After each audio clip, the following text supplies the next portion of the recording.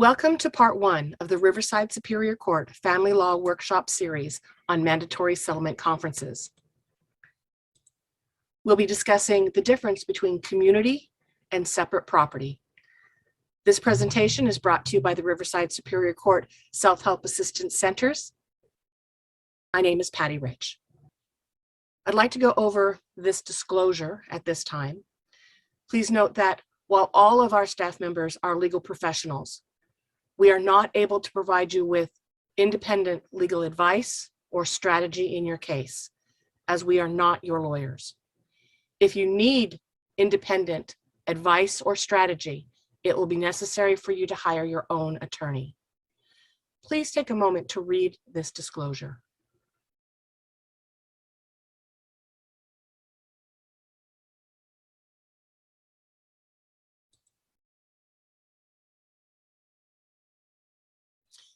So now we're going to talk about property issues, which are a huge part of a divorce case. What is yours? What is mine? And what is ours? California is a community property state. It is one of only 13 states that recognizes community property. The concept of community property dates all the way back to the year 693. In Visigothic Spain. Community property basically states that most property, whether it be personal property or real property, and debt acquired during the marriage is joint property or debt, meaning it is owned by both parties or owed by both parties. So what type of property do you own? Is it separate or is it community? This is a quick timeline which provides your date of marriage, your date of separation, and when you filed your paperwork. Everything you had when you got married, if it still existed on the date of separation, is yours and yours alone, your separate property. So my ex-husband drove into our marriage in a '69 Camaro. That '69 Camaro went up in value, and on the date of separation, he sped out of the marriage in that '69 Camaro.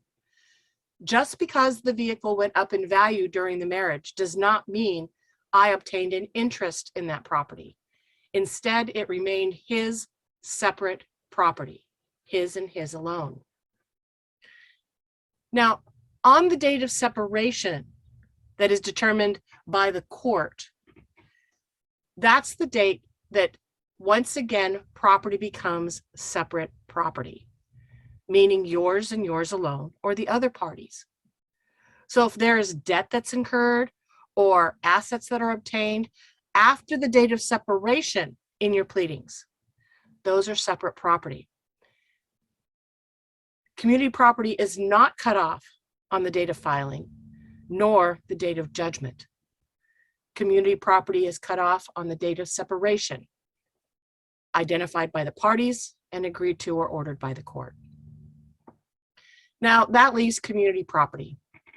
Almost everything from the date of marriage to the date of separation is going to be community property.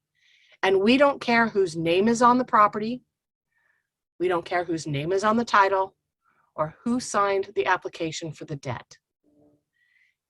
The law assumes that every dime you made and every dime you spent from the date of marriage to the date of separation, you made or spent for the benefit of the community. So this includes your bank accounts, all of your cars, boats, trailers, retirement funds, such as CalPERS or your Nationwide account or a 401k, mutual funds or stock accounts, all the credit card debt, and any real property such as your home. All of these things, regardless of title, are community property. Now, there are some exceptions to this general proposition that everything benefits the marriage and is therefore community property. Gifts and inheritances are always yours. We don't care when you get a gift or an inheritance. Your Uncle Elvis might have died and left you a pink Cadillac during the marriage. That is going to be your separate property, pink Cadillac. Student loans are generally going to be separate property. Why? Because the loan funds your education. The education goes into your brain. You're taking your brain, so you'll also take your loan. Now, both the appellate court and the Supreme Court have looked at gambling debt to determine, is there any benefit to a marriage when it comes to gambling? And both have agreed that there is not. So, gambling debt has been determined to be the separate property of the gambler. And I feel that this may have opened the door for other things that the court may determine do not benefit a marriage, but I have not seen cases that have tested that theory. You want to list everything that existed on the date of separation to the date that you complete your paperwork. And here's why. Let's say that we owned 2 cars, we both had retirements, and we had 4 credit cards. Now, everything that is written in blue, the car, the retirement, and 2 of the credit cards, no longer exists. They're gone. The car was traded in for a better version. The retirement was cashed out to pay for new furniture, and the credit cards have been paid off. Now, most people are going to say, why am I listing the things that no longer exist? They're not there. I'm never going to see a part of the value of the car or retirement that was cashed out. There's nothing left to give me. The credit card debt, are they ever going to reimburse me for paying off their debt? No. So why even bother? Well, let me show you. If you were to go to trial, as we stated earlier, the court has to divide the assets and debts of the marriage equally. So they will create a T-chart, one side for petitioner and one side for respondent. So the respondent has already traded in his car. Petitioner still has her car, and it's upside down in value. Respondent has already cashed out his retirement. Petitioner still has her retirement and would really like to keep as much of it as she can. There are 2 credit cards that have been paid off by the petitioner, and the remaining 2 are in her name, so she's just going to pay those off as well. If all we include in our list are the things that still exist, petitioner gets credit for her car, for the remaining debt, as an offset of $25,000 against her retirement. So she has $75,000 on her side. Respondent has nothing on his. That is not an equal division of the assets and debts, and as a result, the petitioner loses $37,500 of her retirement. And that really doesn't fit her goal. So let's rethink this. The community property car had value. It had value of $8,000 that was used as a down payment for the new separate property car. Shouldn't the petitioner get credit for that $8,000 that the respondent used to purchase their new separate property car? Respondent had a community property retirement. This retirement should have been either split equally or considered when dividing the assets and debts equally, but the respondent cashed it out so that he could move out and get his own place and furnish it. The money's all gone, but it was all spent by the respondent. Shouldn't there be credit for that? And the same thing with the credit cards. They've been paid. Shouldn't the person who pays them get some credit for the fact that they did in fact pay those debts that were community property debts? Now, if we list everything, here's what our T-chart will look like. Petitioner gets their car. Respondent gets their car. Petitioner gets all the debt, including what's already been paid. Respondent gets all their retirement.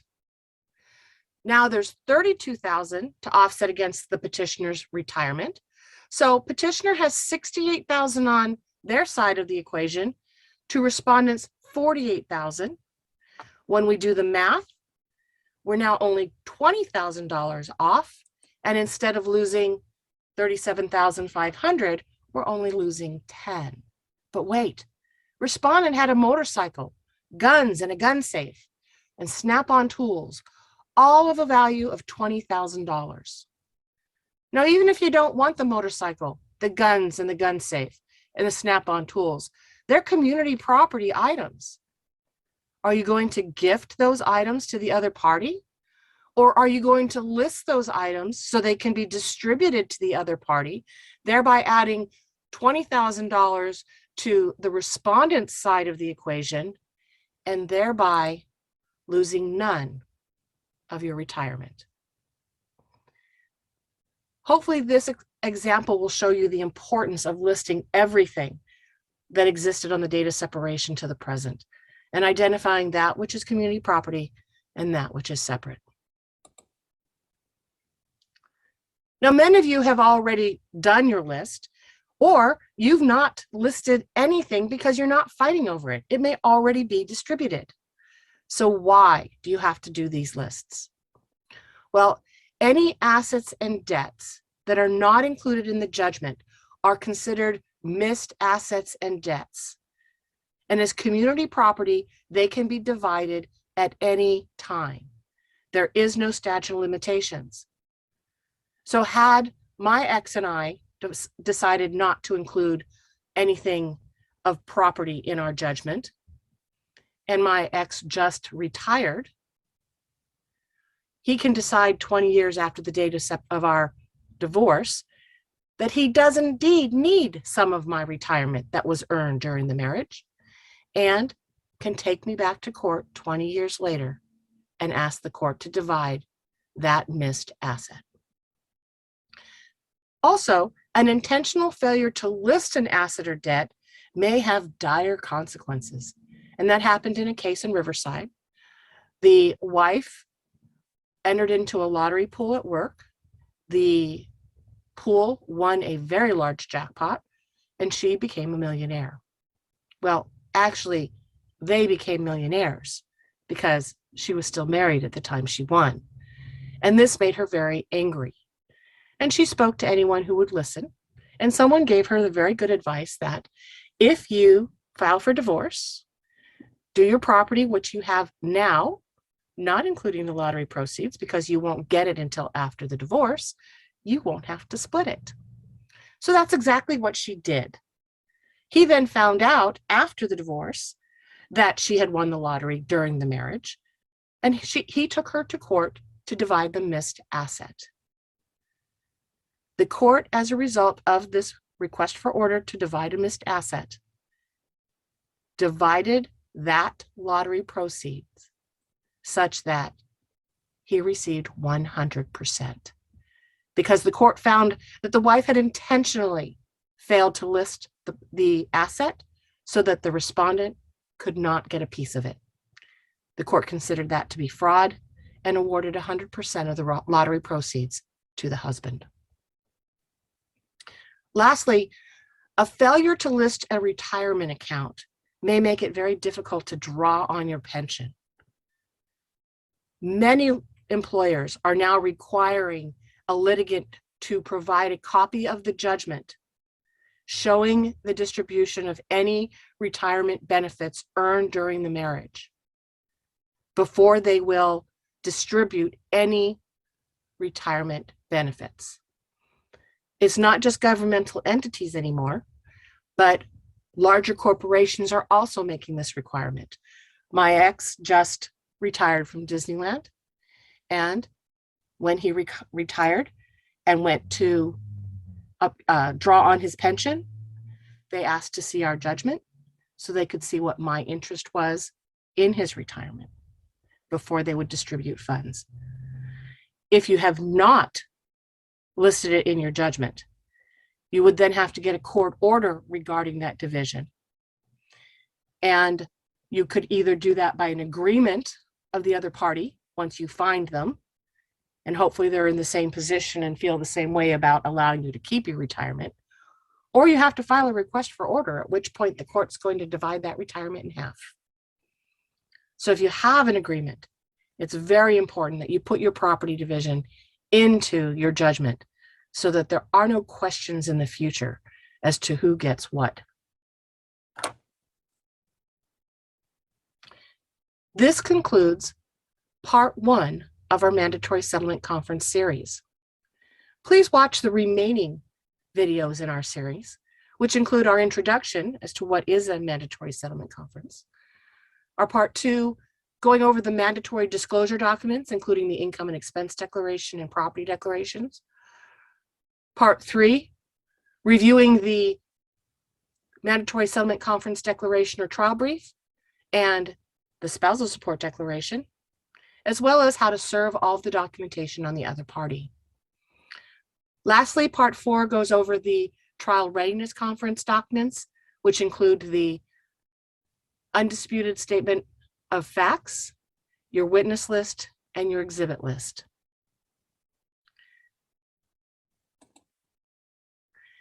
If you are able to settle your case at the hearing or before the hearing, you can contact the Riverside Superior Court Self-Help Center to make an appointment to assist you with the preparation of your paperwork or to review paperwork you have already done.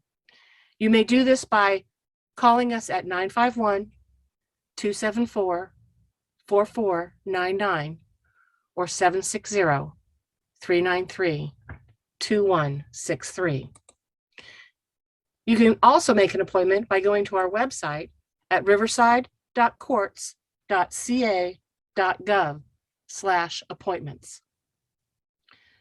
The services at the Riverside Superior Court Self-Help Centers is free. However, please remember, we are unable to provide you with any legal advice nor strategy in your case. Thank you, and we look forward to helping you in the future.